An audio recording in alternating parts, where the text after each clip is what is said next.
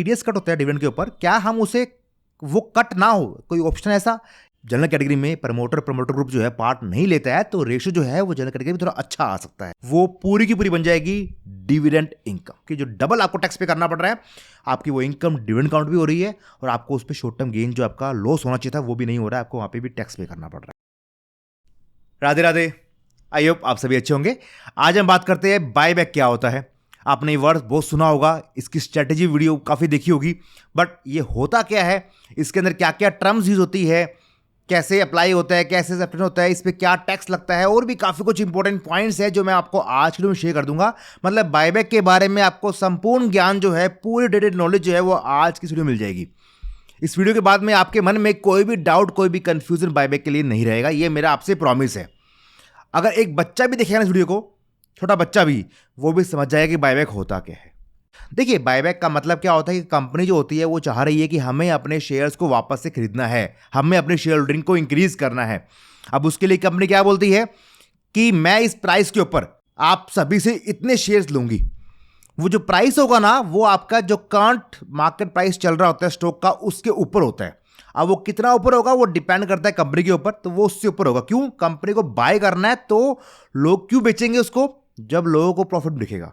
तो प्रॉफिट के लिए कंपनी जो है, जो प्रमोटर बेसिकली है, वो एक करंट मार्केट प्राइस से थोड़े से ऊपर का, वो थोड़ा सा ऊपर जो है 5%, 10%, 15, 20, जो भी वटेवर कंपनी को शुरू करता है, उसके ऊपर अपना वो प्राइस फिक्स करती है कि ये इसका बायबैक का प्राइस है, इस प्राइस पे मैं आप सभी से शेयर लूंगी। तो ये होता है बायबैक। अब बायबैक लाने के पीछे ना काफ़ी लोगों के अलग अलग मोटिव है। कुछ लोग कहते हैं कंपनी को, उनके पास में फ्री रिजर्व पड़ा होता है कि भैया फंड फ्री पड़ा है, वो कहीं यूज़ नहीं हो रहा है, तो बायबैक लेके अपने इक्विटी को इंक्रीज कर लेते हैं, अपना शेयर होल्डिंग को इंक्रीज कर लेते हैं। कुछ लोगों का ये मानना होता है कि बायबैक जो है कंपनी इसलिए लेके आती है क्योंकि उन्हें दिख रहा है कि भैया मेरी कंपनी में, इस बिजनेस में फ्यूचर पोटेंशियल है, आने वाले टाइम के अंदर शेयर प्राइस भागने वाला है, तो उस चक्कर में कंपनी चाहती है कि भैया हम अपने स्टेक को और इंक्रीज कर ले, तो बायबैक लेके आती है। कुछ लोग ये भी बोलते हैं कि कंपनी जो है वो नॉर्मल चल रही होती है, वो बायबैक लेके आती है कि भैया उसके साथ में सेंटीमेंट जो है मार्केट में, उसके खिलाफ सेंटीमेंट जो है वो एक पॉजिटिव हो जाए। क्योंकि होता यही है कि बायबैक के न्यूज़ के बाद में क्या होता है, स्टॉक्स भागता है, स्टॉक में तेजी आती है, तो ये भी एक पॉइंट ऑफ व्यू होता है। मतलब क्या है, सब लोगों के अलग पॉइंट ऑफ व्यू है। अब बायबैक में होता क्या है वो समझते हैं। देखिए, बायबैक में क्या होता है ना, कंपनी एक फिक्स करती है रिकॉर्ड डेट, कि आपकी ये रिकॉर्ड डेट है, इस दिन पे आपके पास में शेयर होने चाहिए, तो आपको उससे एक दिन पहले तक बाय करना होता है अगर आपको बायबैक पार्ट लेना है तो। दो तरह की पब्लिक होती है बायबैक के अंदर। फर्स्ट होती है रिटेल कैटेगरी और सेकंड होती है नॉन रिटेल कैटेगरी।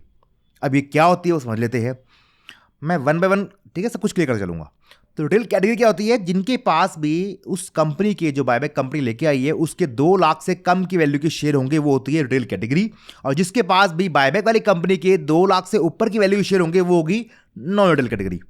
अब यहाँ पे क्वेश्चन अराइज होता है कि जो ये 2 लाख से कम की वैल्यू की शेयर है या इसके ऊपर की वैल्यू की शेयर है, ये कैसे फिक्स होता है? रिकॉर्ड डेट वाले दिन उस स्टॉक का प्राइस कहाँ पे एंड हुआ है। एग्जाम्पल के लिए मान लेते हैं कोई स्टॉक है, वो अभी ट्रेड कर रहा है 100 रुपये के ऊपर, मान लेते हैं, और उस कंपनी ने बायबैक का प्राइस फिक्स किया है 200 रुपये का, ये मान लेते हैं। तो आपका रिकॉर्ड डेट वाले दिन आपका जो प्राइस बंद होगा, मान लेते हैं रिकॉर्ड डेट को प्राइस जो है वो बंद होता है 140 रुपीज़ के ऊपर, तो 140 रुपीज़ के बेस के ऊपर पता चलेगा कि भैया कौन जनरल कैटेगरी में है और कौन रिटेल कैटेगरी के अंदर है। मतलब क्या है, काफ़ी लोग ये मानते हैं कि बायबैक प्राइस जो होता है उसके बेस पे फिक्स होता है। नहीं, उसके बेस फिक्स नहीं होता। बायबैक प्राइस से आप रिटेल कैटेगरी में हो, जनरल कैटेगरी में, उससे कोई मतलब नहीं है। देखिए, बायबैक का टोटल साइज का जो 15% होता है वो होता है रिटेल कैटेगरी वालों के लिए रिजर्व, और जो होता है बाकी का 85% वो होता है जनरल कैटेगरी रिजर्व। तो इसका मतलब तो ये हो गया कि रिटेल कैटेगरी को कम पोर्शन दिया गया है तो वहाँ पे शेयर्स कम जाएंगे, और जो जनरल कैटेगरी है वहाँ पोर्शन ज़्यादा दिया गया है, वहाँ पे मतलब शेयर ज़्यादा जाएंगे।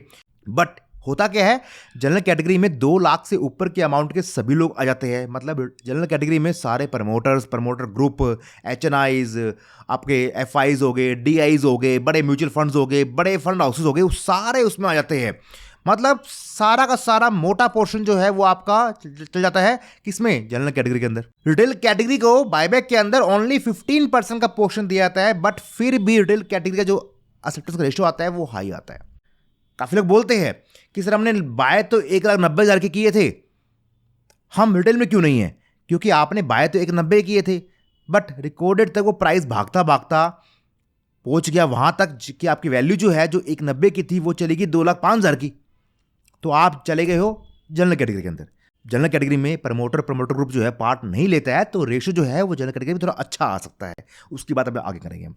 अब बात रेशो के आगे दो बात करते हैं। रेशो में दो तरह के रेशो आते हैं, एक होता है एंटाइटलमेंट रेशो, एक होता है एक्सेप्टेंस का रेशो। अब ये दो रेशो होते क्या है वो समझिए। एंटाइटलमेंट रेशो क्या होता है कि रिकॉर्ड डेट वाले दिन जितने भी शेयर्स पब्लिक के पास में है उसके बेस पे हो जाएगा फिक्स कि ये पब्लिक जो है, इतनी पब्लिक जो है, इतने शेयर्स जो है वो चले गए हैं रिटेल कैटेगरी वालों के पास में, और इतने शेयर्स, इतनी पब्लिक जो है वो चली गई है जनरल कैटेगरी के अंदर। ठीक है, तो वो हो गया एंटाइटलमेंट रेशो। मतलब एंटाइटलमेंट रेशो जो है वो एक मिनिमम रेशो है, आपके शेयर जो है वो उससे ऊपर ही जाएंगे। जितने आपके पास में एंटाइटलमेंट रेशो में आता है ना कि इतने शेयर जाने वाले हैं, आपके शेयर उससे ज़्यादा जाने वाले हैं। जितने भी पब्लिक उसे प्रेजेंट है उस कंपनी के अंदर, उन सब पे लग जाता है। बट सब लोग तो अप्लाई करेंगे नहीं, तो एक्सेप्टेंस रेशो बाद में आता है। एक्सेप्टेंस रेशो जो होता है वो हमेशा आपके पास में एंटाइटलमेंट रेशो जो होता है उससे बेटर आता है, उससे ज़्यादा आता है। क्यों? जितने लोग अप्लाई करते हैं उसके बेस के ऊपर आता है एक्सेप्टेंस का रेशो। अगर आपको मेरा अभी तक का प्रयास अच्छा लग रहा है तो प्लीज़ वीडियो को लाइक और शेयर करने में कंजूसी मत करना, लाइक और शेयर कर दिया करो, अच्छा लगता है मुझे। अब देखिए, अभी हमने बात की थी कि बायबैक में होती है रिकॉर्ड डेट।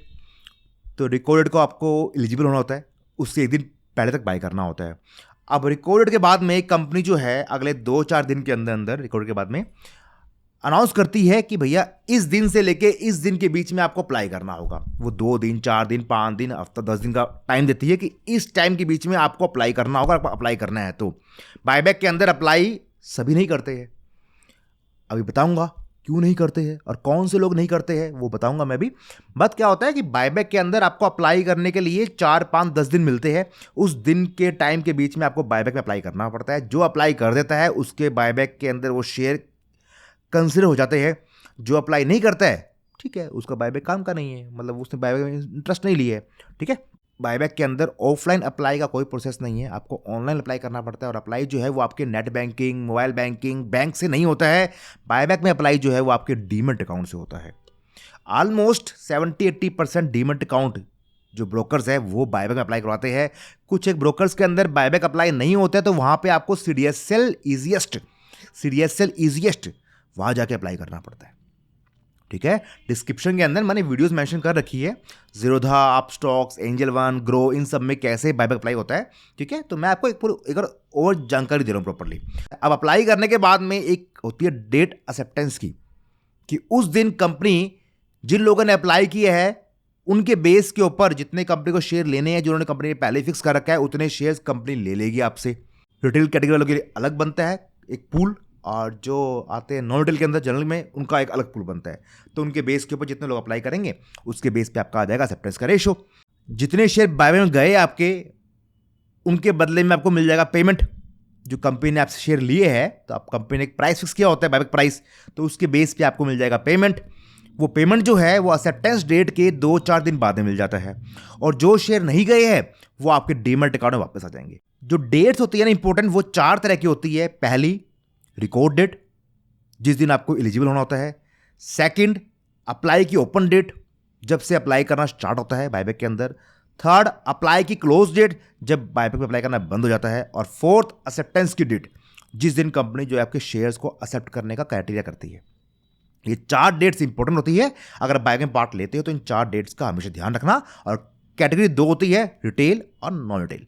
इतना पॉइंट क्लियर हो गया अभी तक? आई होप आप लोगों को कन्फ्यूजन नहीं होगा। अगर अभी तक कोई कन्फ्यूजन है तो जाके वापस से रिवाइंड कर लीजिए, बैक जाके वापस सुन लीजिए कि एक बार कंपनी बायबैक लेके आई है ना, तो वो अगले 1 साल तक बायबैक नहीं ला सकती है। 2 बायबैक के बीच में, एक कंपनी के 2 बायबैक के बीच में मिनिमम 1 ईयर गैप होना चाहिए। ये सेबी का रूल है। अब एक और आती है बात कि बायबैक के अंदर अक्टूबर 2024 के बाद से बायबैक में टैक्स एप्लीकेबल हो गया है। उससे पहले बायबैक की जो इनकम थी, जो प्रॉफिट था, वो टैक्स एग्जम्प्ट था, उस पर कोई टैक्स नहीं था। अक्टूबर 2024 के बाद से बायबैक के अंदर टैक्स एप्लीकेबल हो गया है। अब वो टैक्स क्या हुआ है उसकी मैं हल्की सी बात यहाँ कर लेता हूँ। बाकी मैं आपको कोशिश करूँगा कुछ दिनों में एक वीडियो दूँ। हालांकि मैंने एक वीडियो बायबैक टैक्स के बना रखी है, बट वो जो टैक्स वीडियो नहीं थी ना, वो प्रीवियस जो टैक्स स्लैब था उसके अकॉर्डिंग बनाई गई थी। अभी फरवरी 2025 के अंदर टैक्स स्लैब जो है वो चेंज हो गया है, तो न्यू स्लैब के अकॉर्डिंग वीडियो नहीं बनाई है मैंने अभी तक। ठीक है, तो मैं ट्राई करता हूं कि 2-4 दिन में आपको वीडियो शेयर करूं कि बायबैक का टैक्स में जो न्यू स्लैब हुआ है उसके अकॉर्डिंग क्या चेंजेस हुए हैं। ठीक है, तो अभी टैक्स है क्या, समझ लो। बायबैक का टैक्स क्या होता है, गवर्नमेंट ने क्या डिक्लेयर किया है कि मान लेते हैं कि आपने बायबैक के अंदर 10,000 रुपए का माल खरीदा है और 10,000 के अंदर आपने मान लेते उस कंपनी के 5 शेयर बाई किए, मान लेते एक बार। ठीक है, आपने 10,000 रुपए के अंदर 5 शेयर बाई किए थे, मतलब पर शेयर कॉस्ट क्या था, 2,000 का। ठीक है, और आपने क्या कर दिया, बायबैक अप्लाई कर दिया, आपके 2 शेयर चले गए हैं और वो जो शेयर गए हैं वो गए हैं मान लेते हैं 3,500 रुपए के ऊपर, 3,500 रुपए के ऊपर शेयर आपके चले गए हैं। इतना क्लियर हो गया। तो जो 2 शेयर गए हैं ना आपके, वो कितने अमाउंट देके जाएंगे आपको, 3,500 एक का अमाउंट है, 2 कितना हो गया, 7,000 हो गया। तो आपको वहां से कितने पैसे मिल गए, आपको मिल गए 7,000 रुपए, और जो 3 शेयर बचे हुए वापस आपके अकाउंट में आ गए। तो ओवरऑल बात करें ना, तो बायबैक में जो 3 शेयर आपके जो एक्स्ट्रा 3 शेयर जो आपको मिले हैं वो तो बायबैक से लिंक ही नहीं है ना, क्योंकि वो तो वापस मिल गई है। बायबैक के अंदर टैक्स रूल किस पे एप्लीकेबल होगा, जो शेयर बायबैक में गए हैं उनके ऊपर बस। तो वो कितने गए हैं, वो 2 गए हैं। उसमें आपकी कितनी कॉस्टिंग आई थी, 4,000 रुपए की आई थी। आपको कितने पैसे मिल गए कंपनी से, 7,000 मिल गए। अब बायबैक रूल क्या बोलता है कि आपकी जो कॉस्ट वैल्यू थी बायबैक में जो शेयर गए हैं उनकी, वो बन जाएगी आपकी शॉर्ट टर्म कैपिटल लॉस, और जो बायबैक की सेलिंग वैल्यू मिली आपको, कंपनी ने दी आपको, वो पूरी की पूरी बन जाएगी डिविडेंड इनकम। जो आपकी 4,000 रुपीज जो आपने कॉस्टिंग थी 2 शेयर गए उनकी, वो बन गई आपकी capital loss. Short term capital loss आपका बन गया 4,000 रुपीज का, और आपको जो 7,000 रुपए 7,000 रुपीज मिले हैं वो बन गया आपका टोटल डिविडेंड इनकम। अब यहां पे क्या होता है कि जो डिविडेंड इनकम होती है ना, उसके ऊपर जो टैक्स है वो लगता है आपकी स्लैब के अकॉर्डिंग, कि आप किस स्लैब में आते हो। अगर आपकी स्लैब 12 लाख से कम है, जो भी नया रूल आया है 12 लाख से कम है, तो आपकी डिविडेंड इनकम जो भी बनेगी उस पर टैक्स 0 बनेगा। आपकी वही स्लैब रेट मानो 30% की है, आपकी इनकम अच्छी खासी है, आप 30% स्लैब में आते हो, तो आपकी डिविडेंड इनकम जो है उस पर जो टैक्स बनेगा वो 30% का बनेगा। अभी जो मैंने एग्जांपल किया ना, वहाँ पे मान लेते आप आते हो 30% स्लैब के अंदर, तो आपको जो डिविडेंड अमाउंट 7,000 मिली है ना, उसका आपको 30% टैक्स पे करना पड़ेगा। कितना बनता है वो बन गया 2,100 रुपये। आपने कमाए कितने थे, 3,000 रुपये। टैक्स कितना पे कर दिया, 2,100 रुपये। कितना बचा, 900 रुपये। आपको टैक्स जो है वो जितना आपने प्रॉफिट कमाया उस पर पे नहीं करना, पूरी की पूरी सेलिंग वैल्यू जो बनेगी ना उसके ऊपर आपको जो भी आपकी टैक्स स्लैब बनेगी उसके बेस के ऊपर टैक्स पे करना पड़ता है। इसलिए अब क्या हो गया है, जब से बायबैक का रूल आ गया है उसके बाद से जिनकी इनकम हाई टैक्स स्लैब में आती है 25%, 30% और भी ऊपर स्लैब में आती है, वो लोग जो है वो बायबैक में पार्ट नहीं ले पा रहे हैं। क्यों, क्योंकि उनको बायबैक के अंदर काफ़ी हाई अमाउंट के अंदर टैक्स पे करना पड़ रहा है। तो इसलिए क्या हो गया है कि थोड़ा सा जनरल कैटेगरी का जो रेशियो है वो हल्का बेटर आने लग गया है एज कम्पेयर टू पहले की बात करें ना, तो जनरल कैटेगरी में रेशियो आता था 1% का, 2% का, 3% का बस। बट अब जो है जनरल कैटेगरी रेशियो जो है वो ऑलमोस्ट अच्छा आने लग गया है, काफ़ी अच्छा आने लग गया है। क्योंकि जो बिग प्लेयर्स है वो पार्ट नहीं ले रहे हैं। एक होता है बायबैक में टीडीएस रिटर्न होता है। देखिए डिविडेंड इनकम होती है ना, उसके ऊपर आपका 10% का टीडीएस कट हो जाता है। वो गवर्नमेंट का रूल है कि वो टीडीएस कट होगा। ठीक है, वो कट जो होता है वो कब होता है, जब आपकी डिविडेंड की इनकम जो है वो 10,000 से ऊपर की आ जाती है। 10,000 से ऊपर की अगर आपको डिविडेंड इनकम आती है तो आपका उसके ऊपर 10% का फ्लैट टीडीएस कट होकर आपको मिलता है। मतलब आपका 10% कट हो जाएगा, आपको 90% मिलेगा। अब वो 10% जो है क्या वो आपके कट गए हैं, वो आपको मिलेगा नहीं, ऐसा नहीं है। टोटल पूरे साल के बाद में आपको आईटीआर फाइल करते हो, इनकम टैक्स रिटर्न फाइल करते हो, वहां पे अगर फाइल करोगे आपकी टैक्स नहीं बनेगा तो जो टीडीएस आपका कट हुआ था ना वो आपको वापस रिफंड मिल जाएगा। बट हाँ ध्यान रखना, टीडीएस रिफंड के लिए आपको आईटीआर फाइल करनी पड़ती है। कुछ लोग बोलते हैं कि सर हम आईटीआर फाइल करते नहीं है तो हम क्या टीडीएस मिलेगा नहीं मिलेगा। अगर आप आईटीआर फाइल नहीं करते हो तो आपको टीडीएस जो है वो रिफंड नहीं मिलेगा। ये ध्यान रखना यार, आपको टीडीएस रिफंड चाहिए तो आपको आईटीआर फाइल करनी चाहिए। काफ़ी लोग तो खुद ही कर लेते हैं ऑनलाइन देख के यूट्यूब पे, और आपसे नहीं होता है तो कोई बात नहीं है। जो सीए होते हैं वो 400-500 रुपये लेते हैं आपसे आईटीआर फाइल करने के। अगर आपकी बेसिक सी इनकम है, कुछ खास हाईफाई चीज़ नहीं है, तो नॉर्मल आईटीआर फाइल करने के 400-500 रुपये लगते हैं। वो कोई भी फाइल कर देगा, चाहे जो ये सीए होते हैं वो कर देंगे या फिर जो सीए कर रहे होते हैं, ठीक है, वो भी कर देंगे। ठीक है, जिन्होंने अकाउंटेंट्स होते हैं वो भी कई लोग कर देते हैं, तो ये कम हो जाता है। तो आईटीआर फाइल करा करो, अच्छा रहता है। अगर आपको टीडीएस रिटर्न लेना है तो टीडीएस कब कटता है बता दिया आपको मैंने, जब आपकी डिविडेंड की इनकम जो है वो 10,000 से ऊपर की होती है ना, तब टीडीएस कट होता है। उसके अलावा टीडीएस कट नहीं होता है। क्या प्लेज शेयर्स को हम बायबैक में पार्ट ले सकते हैं? क्या हमने एमटीएफ मार्जिन ट्रेडिंग फैसिलिटी जो होती है उसके अगेंस्ट में हमने शेयर्स लिए है, एमटीएफ में शेयर लिए, क्या हम उसका बायबैक में यूज़ कर सकते हैं? तो इसका आंसर है नहीं।